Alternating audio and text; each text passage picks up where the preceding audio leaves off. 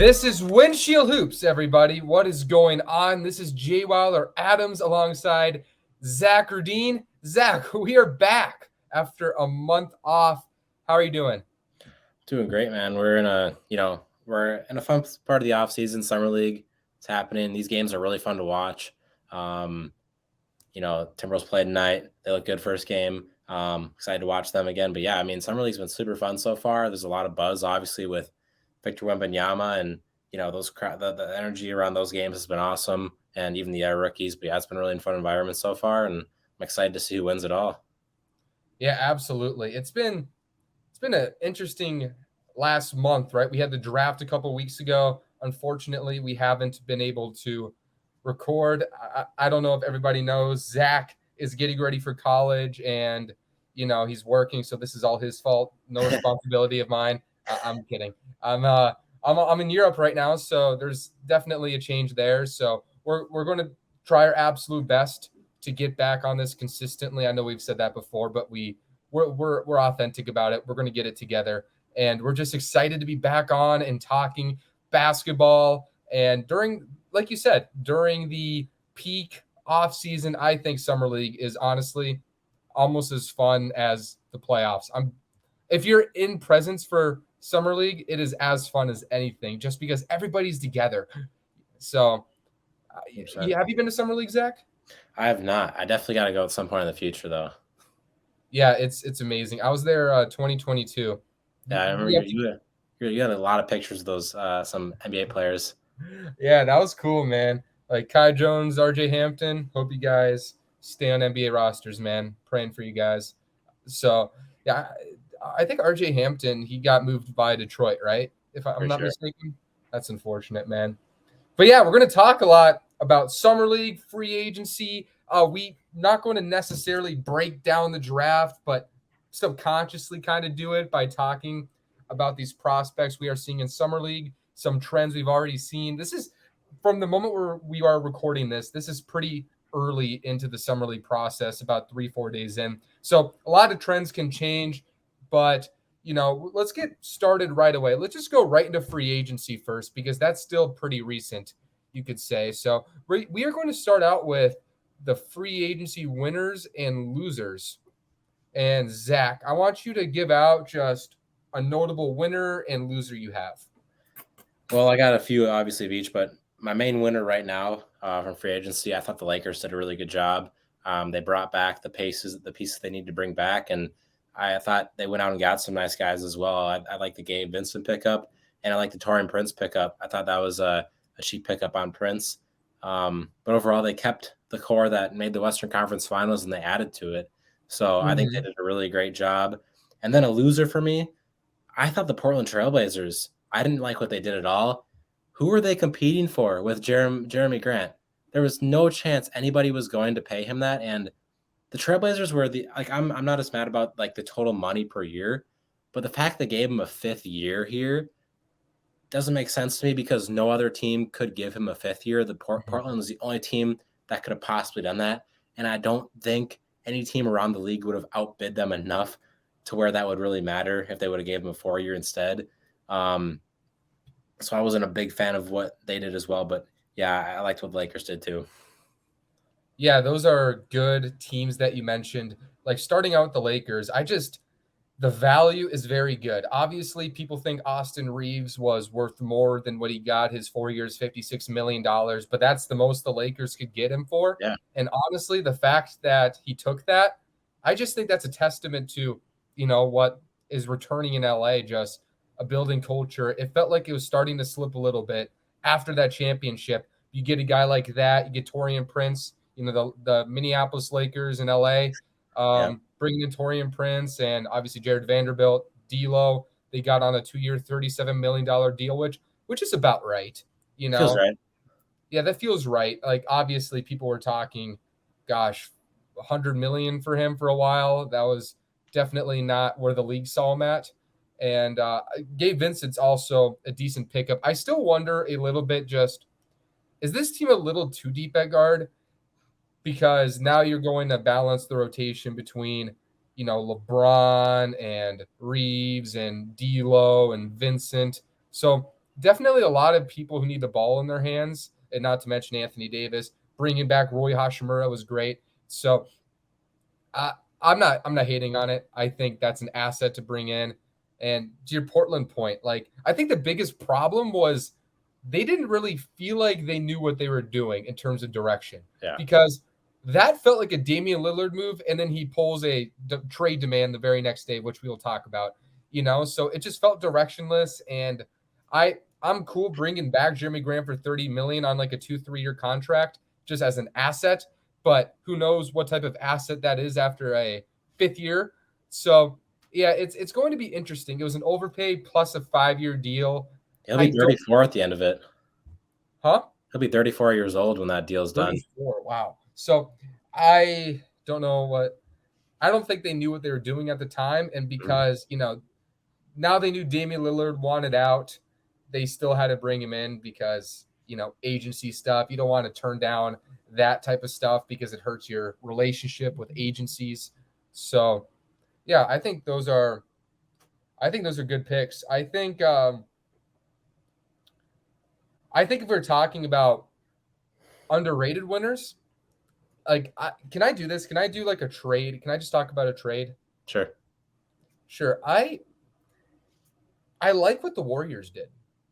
I actually like the Chris Paul and Jordan Poole swap. And I know that's going to frustrate people because Jordan Poole is younger, a little more dynamic. I get it. Chris Paul is just a better basketball player. He's just a better basketball player. And when I'm talking about pure basketball with the Warriors, I don't care about youth. I'm done with the youth argument. They already messed up their window, or not messed it up, but they definitely hurt it by trying to do the San Antonio Spurs, retool while competing formula. Those things barely work unless you're geniuses. They messed that up. I think the Warriors without Steph Curry were a minus 49 off the court in the playoffs. And that's with Jordan Poole running the unit. He was a disaster in the playoffs. I think you bring in Chris Paul, you bring another grown-up who can operate in the pick and roll, somebody who is able to I just keep it afloat. He can create his own shot. He can create a pick and roll situation. I don't think they're going to have a minus 49 with Chris Paul running the second unit. And I think he's going to elevate Jonathan Kuminga a lot because I think Kuminga is one of those players who could be unlocked in the pick and roll. So a lot of people don't like the Poole and Chris Paul swap. I personally really like it. So I just wanted to give them some love. And this is an interesting one because I think you and I both had the Portland Trail Blazers as a loser. And I'm going to put the loser as the Washington Wizards.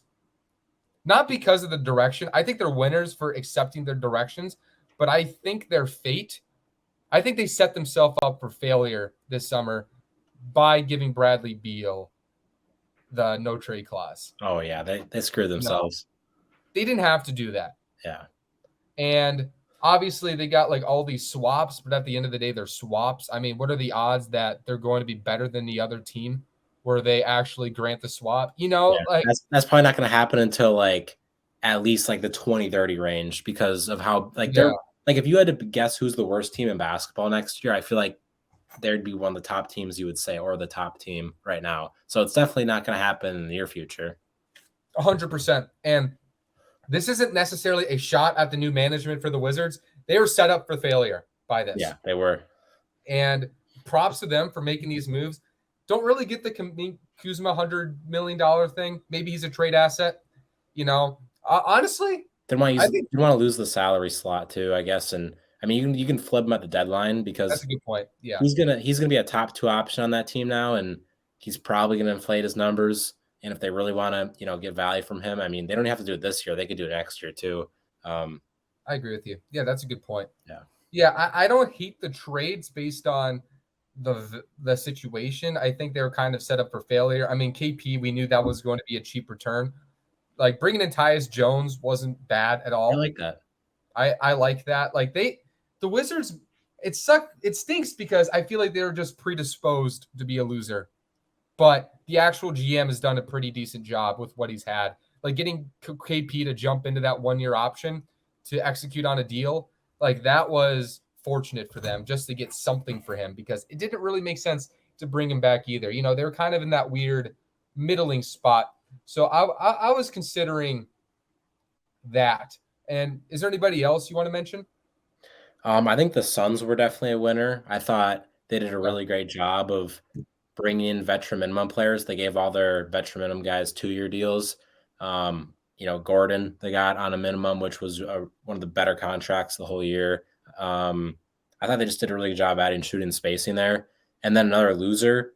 I thought the Raptors were a loser. I mean, sure, playing Van Vliet over 40 million would have been a big overpay in my opinion still, but losing Van Vliet and then, making Dennis Schroeder your starting point guard for a team that wants to win still and doesn't really seem super interested in trading their assets seems so directionless to me. And like, if you want to win, commit to winning and pay your guys.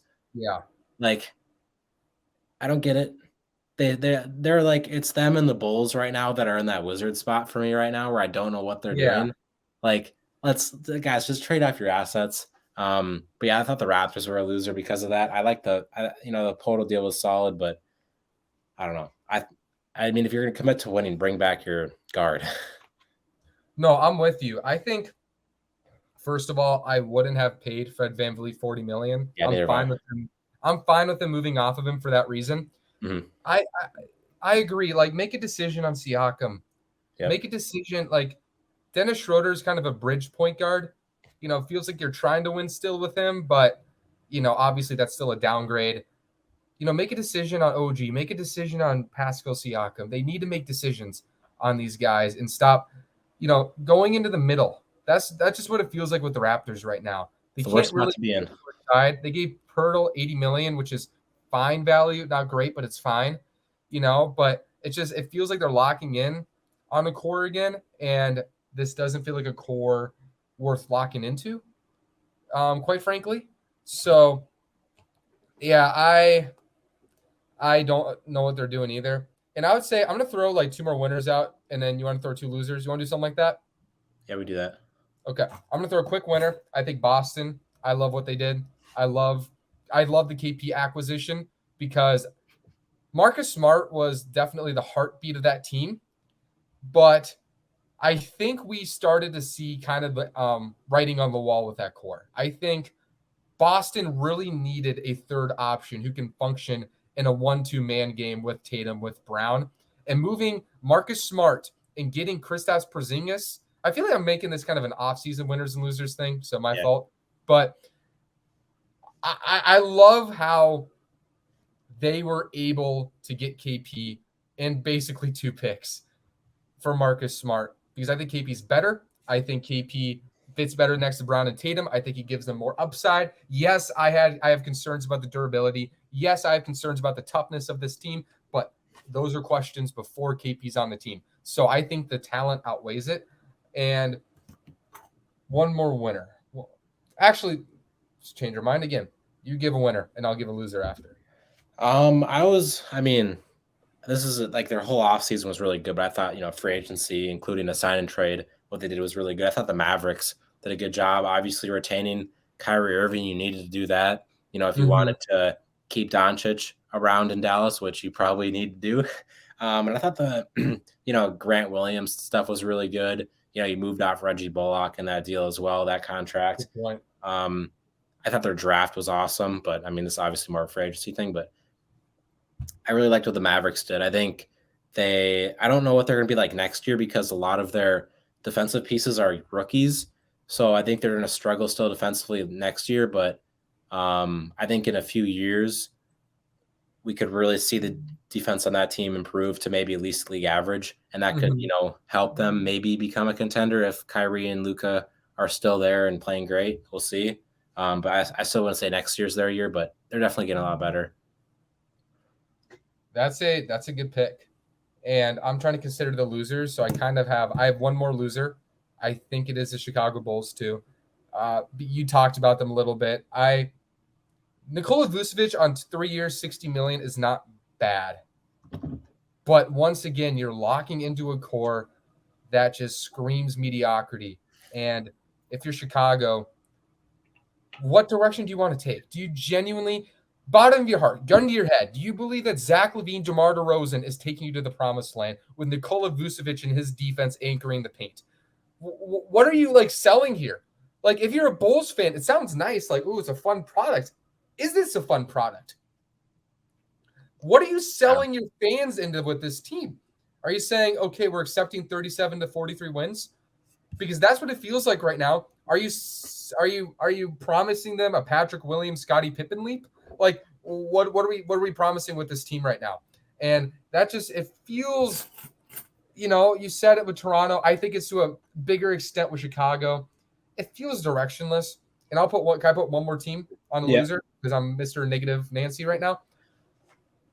If Miami doesn't land Damian Lillard this summer, they're a loser because they lost Gabe Vincent. They lost Max Strus. Yep. Both of those guys are gone. Now you have Miley's- Tyler Hero, and if he comes back, you have to rebuild your relationship with him. Yep. Right? So there's going to be some questions about the chemistry. Obviously, the Heat will figure it out there, but you are down talent. Like maybe I'm sure Miami will find a way to get some guy from, I don't know, St. Cloud State as a starter and be great. That's what they do. But they definitely are in a talent deficiency unless they land a Damian Lillard. And we're going to talk about that a little bit. But if Miami doesn't land Damian Lillard, they got worse. All right, I got one more loser, and We're jerks. I've kind of came around a little bit on this team. Like I think their offseason was slightly better right now than what I thought before. But the Houston Rockets, I mean, part of it, they did have to spend all of this money. Mm-hmm. I think Van Vliet was an overpay. I don't know how much the Raptors were really offering. I've come around a little bit on that because I think he's, somebody who can maybe help a little bit defensively on the perimeter. And then, as an off-ball shooter, I do question. There's so many guards in that roster now. Like, somebody's got to get dealt, and I think it's probably Kevin Porter Jr. But the Dylan Brooks move to me, because it seems like they were about to get Brook Lopez, and the deal fell through, and then Brook Lopez went back to Milwaukee. Mm-hmm. I think it would have been a really good offseason. They would have get Brook Lopez, but I don't understand the rest of their moves because it seems like they hit Brooks with like a lateral, and I don't think that's the right lateral to take on Brooks. I think he's fine for the money he's getting if he can buy into being like a 7-8 shot per game guy who can shoot off the catch and like bully you to the basket sometimes. Mm-hmm. If he can cut out the isolation game and then be an all-NBA defender, I think that's fine. But a guy who is just taking 15 shots a game on a 2 seed in Memphis, you really think he's gonna come to one of the worst teams in basketball where he's the second highest paid player and he's gonna be like, okay, now I'll take a reduced role here. That's not happening. So I don't get that. And I think it just got released the other day that Brooks could be getting paid up to $90 million in the deal over 4 years. So yuck. I wasn't a big fan of their offseason. I thought they could have went with some different moves. I would rather pay Bruce Brown $20 million than going for Brooks. But yeah, I'm not as low as on their offseason as I was at the start, but I would have done a few things differently. We'll see how it goes. I think the Rocket situation is very interesting. Yeah, I didn't quite put them at loser, but it was kind of like yellow teetering on red. Yeah. Because look, they had with the new CBA, you have to spend 90% of your cap in the summer. I think that's fun though. Put that money somewhere. And I think Fred is an okay overpay. I think it's an overpay, but I think worst case scenario, I think Fred VanVleet is a tough veteran leader. And I think he is somebody who's going to help guys like Jalen and Thompson and, players like that with just perimeter competitiveness and discipline. And those guys need that. And Fred's going to be the leader of that team. Only 3 years too. Yeah. So I think Fred is going to end up not being a terrible loss because my guess is he's going to be there this year, probably be there to develop Thompson. And then by the time Thompson's ready, you flip Fred to a point guard needy team, So I get that. I've always said this, like I wanted the Rockets to go after a Draymond Green. I would have overpaid Draymond just because I think he has an even better pedigree than Fred VanVleet to do what he does. Like I get it. Draymond is a boxing champion against his teammates, but he I still trust that pedigree. I trust that competitiveness. I think he would have been great for Jabari. That's the guy I would have paid. And obviously Draymond took the 4 years, 100 million. I personally think he would have taken that Fred contract if it was offered to him. So Oh yeah. that's who I would have targeted. And then, yeah, Dylan Brooks was an overpay. That was just like, okay, I got to pay somebody. Mm-hmm. So that's tough. I'm not going to give them the L, but I'm going to give them like the M, which stands for mid. And then Mid off season grade. Put him in the mid tier. I think the Rockets definitely took a step forward, even though not an outstanding step forward. I do think these guys are going to be a positive for the kids' development to a degree, at least, especially with Ime Udoka. Like, if you consider Ime Udoka in the offseason formula, like, they're not a loser. Yeah. You know? So. Do you think they're going to be where we say they finished in the West? Like 11th right now? Like on paper? I think best case is like playing, and I think like 8 is probably best case, and probably worst case is 12. They're kind of an 8 to 12 team. Like, I'll probably put them at 11 or 12 right now. Same. But I just think it's going to take a year to get these kids to just. There's a lot of mouths to feed right now. Yep. There's a lot of kids who need development. Like, I don't think Amin Thompson's going to be comfortable off the bench right away. I think Jalen's going to need a year to learn habits. I think, just Whitmore, those guys. They're implementing a lot of young kids, and they haven't had that discipline. Usually it takes a year in sports to build stuff like that, So I think Houston's a year away from what OKC did last year. So yeah, I think they're a year away. I think they're probably an 11 seed, but I can see if Jalen takes, a year 3 Devin Booker leap, that they take a play-in spot. So yeah, 8 to 12 feels right. I just wonder if that would be best for the organization to make like the 10 seed play-in, because their pick is like top 4 or top 5 protected. Like, would you rather, be an 11 seed, like competing for the play-in? Like, I mean, I do see the benefits of trying to build a winning culture though as well. Yeah. Like, I get the benefits of that too, but would it make sense to also get high odds? I don't know. Even though it's not the best of classes. Yeah.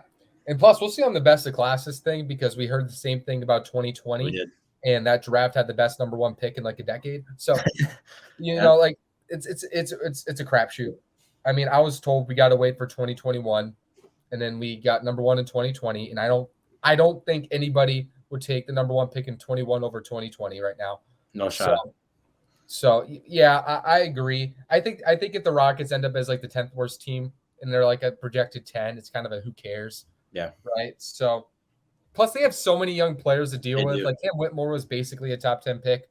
Yep. So they got a lot to figure out. They don't need more kids. They do. Yeah. And now it's time to transition straight to Summer League. Let's do it. So we are a few days in the Summer League. Interesting storylines. Obviously, Victor Wembanyama is the talk of the town, right? Back in Vegas. We got some of the top rookies, and I think the most interesting thing outside of Victor is the increased load of good sophomores who played. I mean, Jalen Williams played a game. He was runner-up for Rookie of the Year. He killed it. And we have the number 2 and number 3 pick playing. We have the number 4 pick playing. Like most Jaden Ivey still playing. Like, there's a lot of those top 10 picks from last year still playing. So what are your early Summer League stock risers? Who's really impressed you? I'll save your guy for you. I know there's a guy you really want here. I posted about it. I really liked what I saw from Julian Champagny of the Spurs. Oh yeah. He got a 4-year deal recently from that team. His shot making looks really good. I think he'll be a piece for them this year. Tari Eason, my guy, he's just an absolute stud. Athletic freak, transition freak. He's been good. A rookie that I was I was really happy to see play well was Cason Wallace from Thunder. His shot making looked really good in the game he played. He had like 5 threes in the first half against, I can't remember who it was. But I thought Wallace did a nice job. Jalen Duren from the Pistons, I like watching him a lot. He's an absolute force in the post. I think he is 1,000% the guy at center instead of somebody like Marvin Bagley or oh my gosh, why can't I think of his name? James Wiseman. James Wiseman's out here. Who? Number 2 pick. And then Shane Sharp, not the best game yesterday, but I really like what I've seen from him too. Yeah, those are good ones. I love that you mentioned Jalen Duren because he has shown a lot more off the bounce and shooting that shocking. Like he didn't shoot as much game two, but he was still like attacking the middle of the court off the dribble, nailing floaters. Like he is. I mean, it's like it's not to make I'm making the comparison. Sort of like when Bam, year two, and you're like, oh, okay, Bam, you got the handle a little bit. You can hit the floater. Obviously, Bam showed more of that in high school than Duran did, but it feels like there's a chance that Duran's on that trajectory that Bam was on. So that's something to look out for. And I know there's one more guy that you wanted to talk about. You've been posting about him. Like I think you just made an Instagram post on him today. Yeah, I did. Yeah, the most impressive summer league player I think we all have to agree on is it's Jabari Smith, right? Yep. I mean, we've talked about our concerns with Jabari Smith. Like I had him third on my board. Like I really liked him in college, Same. but at that draft last year, I really saw two great prospects and then a lot of good. I thought Jabari was a good but not great prospect, just the best of the goods, you know. So he the reason why he wasn't my number one prospect was because I think if you're a number one pick, you need to be a play creator and not a play finisher. And if you're somebody who can't really create off the dribble, play make, finish through contact, you can't be a number one pick, in my opinion. And that was true. And that translated to a mediocre rookie season. But we know he's a great shooter, despite the rookie numbers. We know he's a really hard worker and a good defender. And the work is definitely translating because while we'll see if this translates to his second year, he looks more comfortable off the dribble than I've ever seen. Like 4 or 5 dribbles, fade away, pull up, end of quarter, crossover, step back. He's showing some advancement. He had this drive the other day where he goes to his left and he had this great hesitation euro to get to the rim. Like he's showing more variety. And that's what's really exciting. And it feels like the work's coming together. The advancement off the dribble, the comfort, he's making good connective reads. It's one of the quicker developments I've ever seen. And if he puts that together, and that's who he is. He can finish through contact, he can beat you off the dribble. He's Houston's best prospect. So that is something to look out for and something that is pleasantly surprising me. I knew he was a hard worker, but it's starting to feel like the work is starting to translate. And obviously he needs to keep his head straight a little bit. In his rookie year, like his confidence goes up and down. And when it goes down, it goes down because he moves a little more rigid, right? And he's like his head kind of tilts when he's uncomfortable shooting. And he did that in the first half of the summer league game against Portland. So that needs work. But if he puts that together and he's showing signs of that because he's been the best summer league player besides game one Keegan Murray, he's Houston's best prospect. Yeah, he had a 40-point game yesterday, I believe it was. He looks really good. I hope he keeps playing too. I don't know if he's done yet. They got 2 more games left. I know that. I'm sure he'll play. He's probably going to win Summer League MVP if he keeps playing.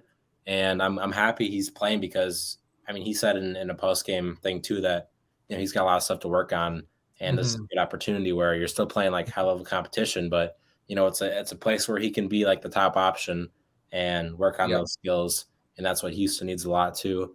But I'm excited to see because he's going to, need to do a lot for this Rockets team this year if they want to, go to that playing tournament like we were talking about before. Like we're going to need to see a sophomore leap from him for sure.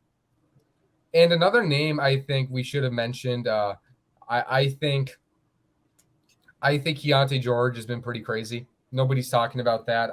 He was great game one. In game two, he dropped 33 and 10. He was the most interesting prospect in the draft, you could argue, because it was really hard to evaluate what he was because in college, he looked a little big, wasn't very vertically powerful. It didn't feel like he was a great space creator, but he wasn't a great enough shooter to fix that. But people were saying like he's having an ankle problem. And it's only summer league, but 33 and 10. He's finishing more powerfully, more, assertively, more vertically, and he's hitting tough shots off the dribble, and he is playmaking, man. He was a good passer in college, and it's starting to feel like he might be a point guard in the NBA, Yeah, he which might was. I mean, a three-level scorer. Like he showed a lot of flash as a three-level scorer in college, but it was just the fact that his shot selection was so bad, and yeah. his efficiency was really poor too. He shot like 37% from the field, and his March Madness was horrible as well. Like he couldn't hit a shot to save his life in that tournament. Mhm. Um, so yeah, it's been. I mean, the tools were there. It's just about putting the efficiency and shot selection together, um, and he's shown that so far. In health, it Yeah. sounds like, because I mean, if you're playing hurt, you're not playing the same. Yep. And he just physically looks different. I'm excited to see what Utah looks like if they get like Hendricks and Sensabaugh on the court too. We haven't seen those two, and I was hoping we would, because they're both very interesting prospects. But yeah, I think Keontae George has been. I mean, he's been not far off of what Jabari Smith has been. He's been probably the second best player in all of summer league, and that's with obviously Victor, Scoot, and Miller, and all those guys, at the top of the draft. So it's noteworthy for sure. Yep. 100%. Speaking of Victor, let's talk about him. So game 1, 2 for 13, offensive crapshoot. I don't know about you, but I had to like clean my eyes after that. My eyes got it Rough game. felt like I had like, I don't know, I got like food in my eyes or something, just stung all of a sudden with just the monstrosity I saw in offense. But defense was great game 1. And Yep. then game 2, he was awesome. Just awesome. 27 points, basically a point a minute. So, Zach, I want to ask you, has this bad grammar, has these last 2 games given you any indication on what to expect from Victor year 1? Well, I think it's kind of more of like the style that he should be playing year 1. And I think it's, game 1, he was trying so hard to force shots off the bounce, and he was trying to create an isolation like every single time, and it wasn't really working. And then he kind of switched it up a little bit. Game 2, he was working off teammates more. He was getting boards in the offensive glass. He was, catching in the post, and not fumbling the ball. And when he was working in isolation, it was more like late shot clock. And I think that's probably more of what he should be doing. He's shooting off the catch as well. Hopefully there's just, guys that are setting him up in good situations like crazy next year, guys like Trey Jones, Jeremy Sohan, all those guys. I think he should leave the 4 dribble pull up type stuff for like end of shot clock situations and stop forcing things, because that's what he was doing game 1. That was kind of hurting him. But he just needs to play in the flow a little bit more. And then defensively, I couldn't really say anything bad about his defense. It was so good. Like both games, it was great. Yeah, absolutely. Like game 1, I wasn't too hard on him because it was got a little cough. That game, it's a lot for a 19-year-old foreign kid coming in to America. Everybody's on your eyes. And look, he struggled offensively. His shot selection was bad. He struggled with the physicality. His decision making, he looked lost, and he literally admitted it post game that he was lost. So he was lost, and that's okay. The defense was fantastic.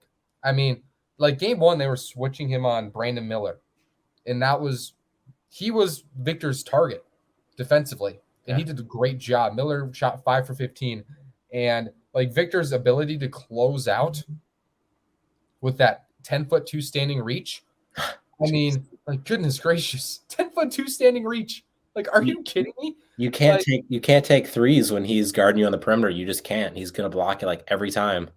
Brandon Miller tried a 3, from 30 feet out, blocked, avoiding Victor Wembanyama, and he still got blocked. I mean, like he's a nightmare. And game 2, like you said, like they gave him some more pick and pops. It seemed like his offense was more in the flow, and that kind of boosted his comfort. He started attacking the rim more ferociously, which is good. Yep. My takeaway is I think Victor is going to be outstanding year 1. I think he's going to have, honestly, I think he's going to have the best defensive rookie season we've seen in a long time. Like I think Evan Mobley was the best defensive rookie I've seen, and in my like just watching basketball, I think Victor's going to top him year one. I think so. I just think that length right away, his IQ already, his ability to cover space. I think he's going to be unreal defensively. Offensively, I think he's going to be productive. I think throughout the year, he's going to get more efficient as he learns his spots better. But I do think the efficiency is going to be a little underwhelming. I think his efficiency will be better than Palos and Ants year one just because he's 7'5", so he's going to get easier shots. Yep. But I don't think it's going to be a Zion Williamson 57% shooting thing. I think he's going to have some struggles with his efficiency because his shot selection isn't great. And quite frankly, he's not a great shooter yet. So those are going to be works in progress. But the feel, the handle, I still think he's going to explode for 30 points, whatever. Oh, yeah. I think he's going to have over 20 points a game as a rookie. I think he's going to be, honestly, a contender for all defense. And I think he's going to be the rookie of the year. I think he's going to be fantastic. What do you think?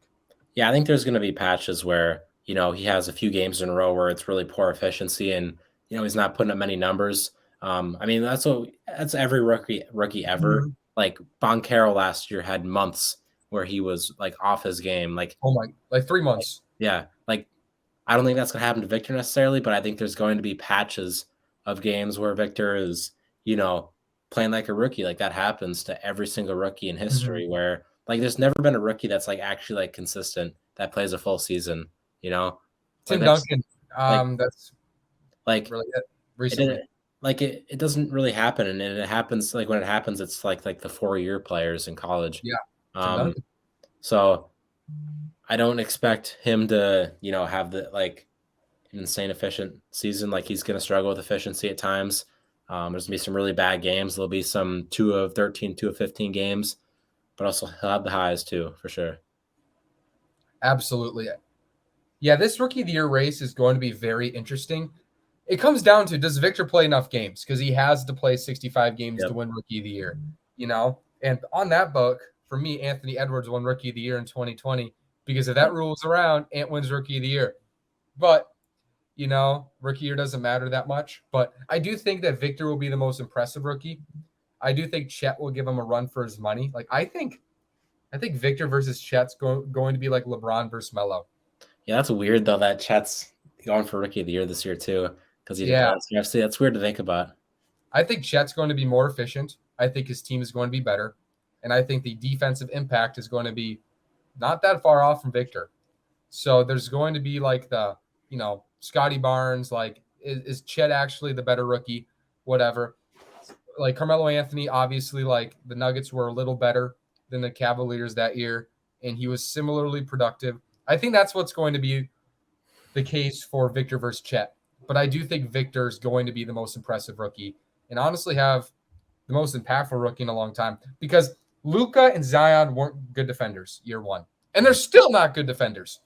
But Victor's a good defender, and that makes a big difference. I think Scoot could be pushing in that conversation too. I don't think he's going to win it necessarily, but I think he's definitely somebody where, I mean, I won't be surprised if people are making arguments for him, if he's has a good enough season to be a rookie of the year type player. But yeah, I think it's going to be Victor still. Is there anybody else we're like missing in that rookie of the year race? Like just somebody we are purely sleeping on? Like, do you think Keontae George is proving he'll be in that race? Do you think? What do you think? I mean, you could say Brandon Miller, but I just don't think he's going to be ready for that right now. I don't think he's going to be a good defender right away.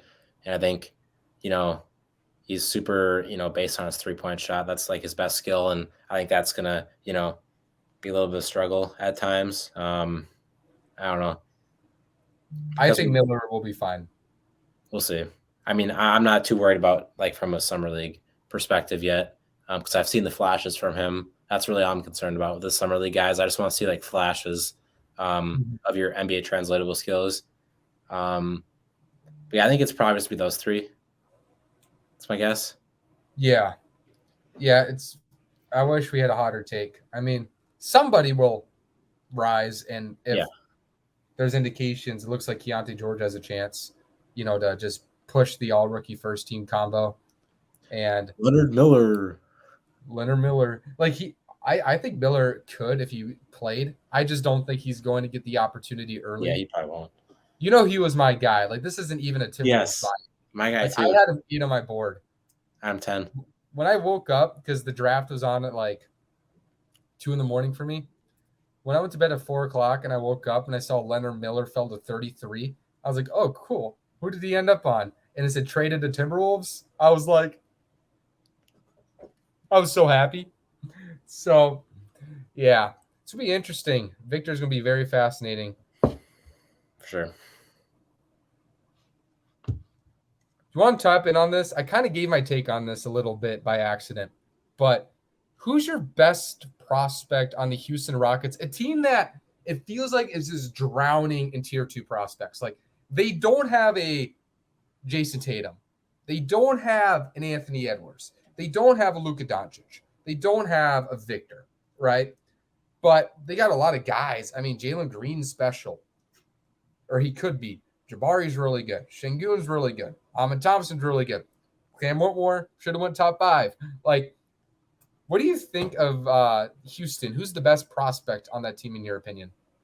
I would still say it's Jalen Green right now. And I really feel like he's going to benefit a lot with this Ime Udoka hiring. I think bringing in a much better coach than what they had before, a little bit more of a winning culture established, a little bit better talent around him. I think the Fred VanVleet acquisition is really going to help him too. Getting a guy like, that around him, with a little bit more winning culture is going to help Green, because I think that's really what he needs, because I think there's so much talent there. I think he has a chance to be one of the better scorers in basketball, and then combining that with his athleticism, he could be a really great player still. Yeah. I trust him more right now than the other guys, but I still think, there's a lot of tier 2 guys on that team, and I would probably bet that Green is the one who breaks out. I think I agree with you. It's hard because I need to see like how long this Jabari Smith like on ball trend develops. Yeah. Because if this, like, obviously he's not going to average 35 and a half points a game, give me a break. But if he's hitting shots off the dribble like this, man, with his confidence, with what he can do defensively, Yep. like if those things are true and those are like things he's developing, even if he's not great at them, if he's solid at them year 2, I think he's their best long-term prospect. But I'm going to go Ahmed Thompson. Jalen's a really good one. I do question his focus a little bit. I don't have to talk about his Twitter. Oh my gosh. We don't even have to bring it up. Nope. If you know, you know. If you know, you know. I do question some of that. Do question the focus a little bit. He does definitely seem like a guy who likes the lifestyle, but Ahmed Thompson just has this like business-like maturity about him. He does. On top of, like Jalen Green, he kind of came in with like this look at me glamour type to him, right? He kind of has a look at me type of vibe to him. And I don't think he's necessarily an alpha leader. That's just my read on him. Mm. I think Jabari Smith's good. I still think he's a complimentary player. I think that Ahmed Thompson, I've changed my mind on the low floor thing because he has an IQ, because I watched his tape against the NBL. He has this business-like maturity about him, this elite athleticism, on top of this Lonzo Ball knack for the ball, where he just feels like he always knows where to be. And he's such a good, dynamic, connective passer. And you add that to just a freak athlete. Like, he's a better athlete than Jalen Green is. He is. I have a good feeling he's going to put it together. He just has a maturity about him that makes me think he is going to end up being a star guard in the NBA and one who's like running your team. That's a hard one, though, because I still think Jalen Green has a chance. I do think there's a 24 point per game plus guy in there. I think Jabari, like I said, if this is real, I think it's Jabari. But I'm not saying it isn't real. I'm just not sure it's to this extent. Yeah, it's not a I'm few gonna summer lean, league games. I'm going to lean Amin Thompson, but just like slightly lean. But these are like a team of tier 2 prospects. I think Cam Whitmore has every bit as much upside as Jalen Green does long term. So it's hard. Who's going to put in the work with Ime Udoka? That's going to make the difference. If Ime Udoka puts a great impression on Jalen Green and he just like kind of locks in, it could still be Jalen Green. Like these are tier 2 guys, right? Really good prospects. So we'll see. I'm going to lean Amin Thompson right now, but I definitely consider Green. I can definitely consider Jabari. I think Şengün has a lower ceiling than people think, just because I think he's always going to be a bad defender. So, yeah. Şengün just feels like a 6-man to me.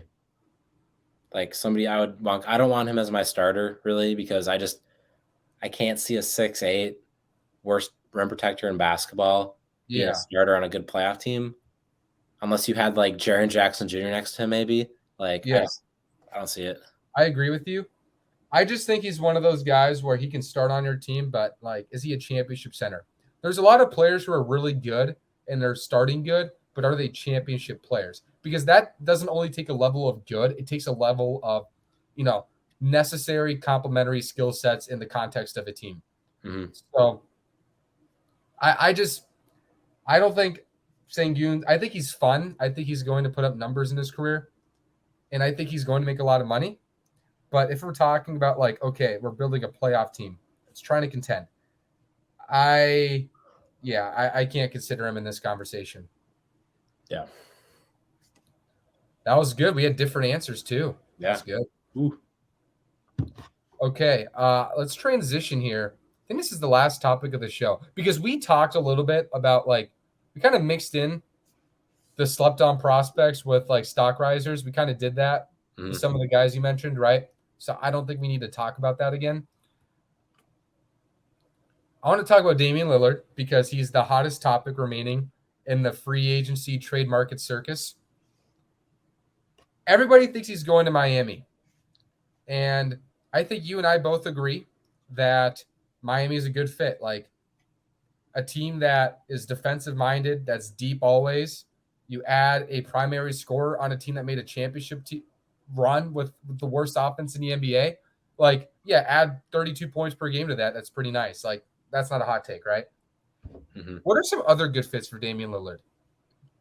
Well, I think Philly's one, but it doesn't really seem like that's going to come, of course, because you'd need to trade Maxey. And even if you're Portland, Maxey, that's kind of a weird fit that you have there. I think Brooklyn is probably the one that pops out the most because I'm in love with the supporting cast they have there. Mm-hmm. Like defensively, I think they have a great defensive core. They have, young talent. I think Mikal Bridges has upside as being a championship number 2 guy. That would probably be my top one. I'm just trying to think of like teams that have the assets other than that can maybe deal for that. Like maybe the Knicks, but you do have Jalen Brunson there too. Mm-hmm. I wouldn't be opposed to watching that though, him next to Brunson. But I'd probably say the Nets is like the team that has the absolute best fit to me because that team needs a number 1 star too. And I don't really see the path of them getting it. I totally agree with you on Brooklyn. I think Brooklyn's a great fit. Let's just like no names. Think of the ideal archetype to complement a big 3 for Damian Lillard. You'd probably say, okay, a 2-way wing who can give you 20 plus. Yep. A great interior big who can protect the rim, right? Mm-hmm. So you get some interior versatility and you get some scoring and overall defense between your 2 other guys next to Dame. Bunch of 3-and-D guys. And you look at Brooklyn, you got Bridges, you got Claxton, you got all these wings, like all these wings. I mean, now they just Johnson. Had Bullock, right? They just had a Bullock. Yeah, they got Cam Johnson, Dorian Finney-Smith, Royce O'Neal. Yeah, Royce. They got so many 3-and-D wings. They just drafted Tariq Whitehead. Yep. So they have all these like rangy, athletic 3-and-D wings, and you can also have like a 6-man and Spencer Dinwiddie off the bench. It just feels like a good formula. You got good bench scoring, you got a secondary scorer, and you got all these 3-and-D wings who can hide for what Damian Lillard lacks, which is defense. And that just feels like a great roster structure. And you can keep most of those pieces in a Dame trade. Like I would be like, okay, we'll give you Portland. We're going to give you Ben Simmons. Nobody wants him, but he's a contract. We are going to give you Dariq Whitehead, young, fun, athletic 3-and-D prospect. We're going to give you Cam Thomas, and we'll give you three or four of our Suns picks. Are the Heat giving you a better deal than that? Nope. Right? Unless they can give Bam, which they're not going to do. Yeah, exactly. So I think that Brooklyn, I think that roster would be very good. I think that would be a top 3 team in the East personally. I just think that's a great – I just think that's arguably, not talent-wise, but just roster construction, the most put-together team in the conference. Yep. Because you got the combination of defense, leadership, rim protection, and wing versatility. Like no other team in the East has that right now. Mm-hmm. Plus, they're young enough. So that would be really fun. I think the other team I would consider is New Orleans. Like I would deal Zion in a heartbeat if I can get Damian Lillard, because we're year 5 into Zion Williamson, and we thought like, okay, like he beat the Tubby like food allegation thing, right? He beat the allegations. Oh, okay. Now we got the porn star allegations. Now we got like porn star versus, baby mama thing going. And we got this, he doesn't like practicing or throwing floaters up.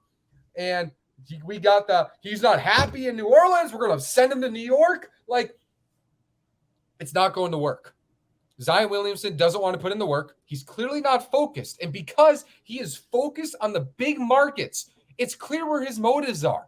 It's lifestyle.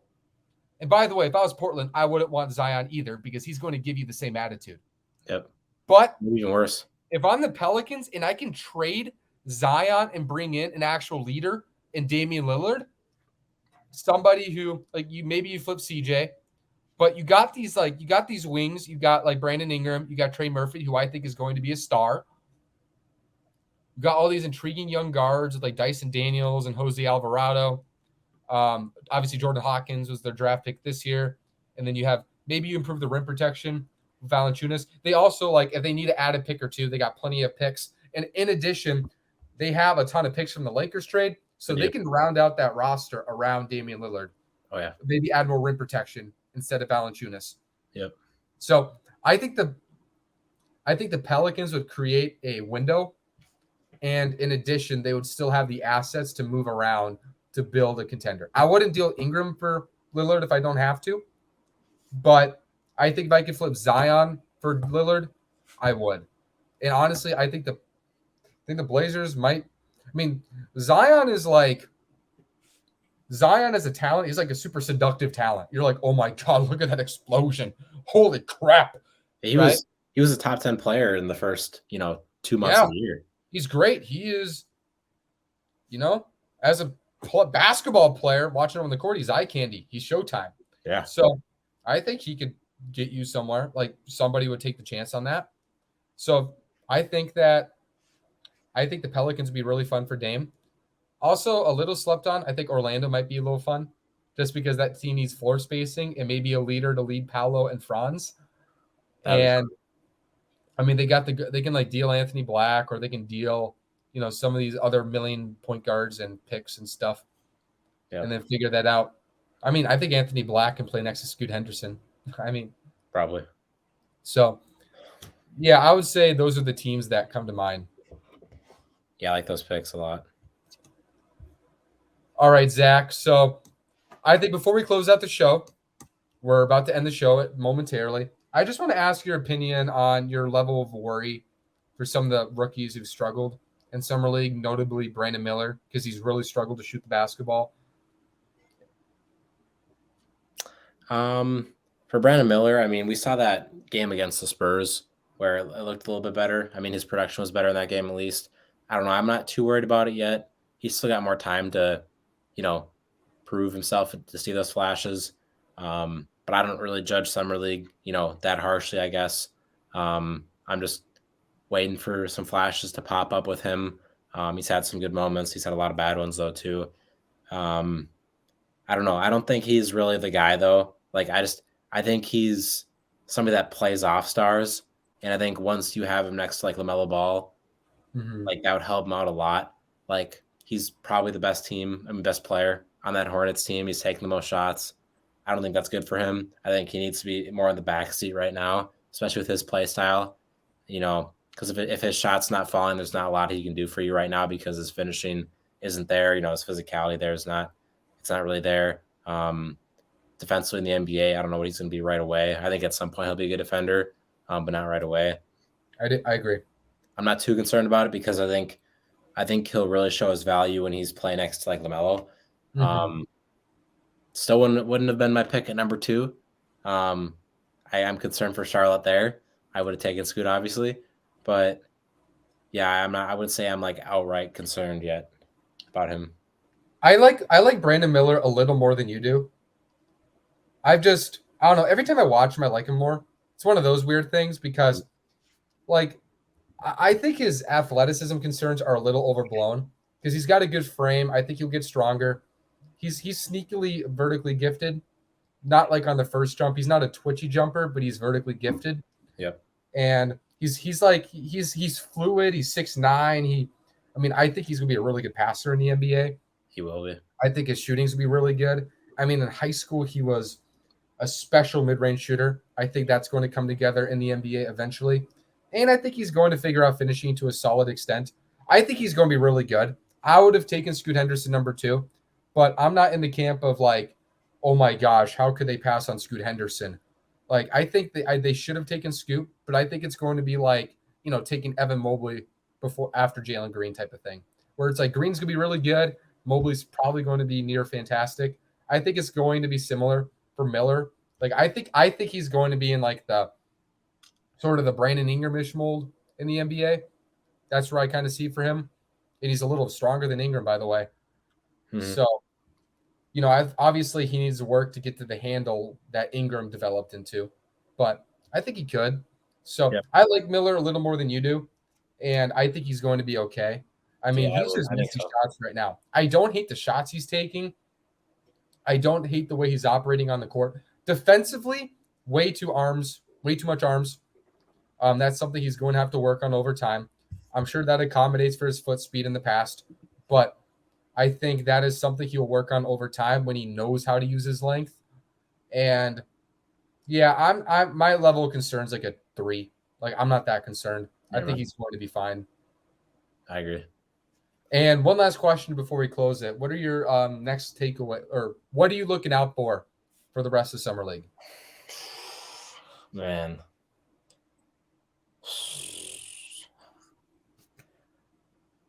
Honestly, I'm hoping that some of the top guys still keep playing. I want to you know, see what Victor does next game. I think he needs these reps a lot. I want to see, can he put together a little consistency in here, or are we going to have another bad game? Mm-hmm. I hope Scoot comes back. I want to see more from him. I know Thompson's not coming back. Um, Is he done? yeah, he's out for 2 to 3 weeks. Oh So darn. yeah, he won't be back for summer league.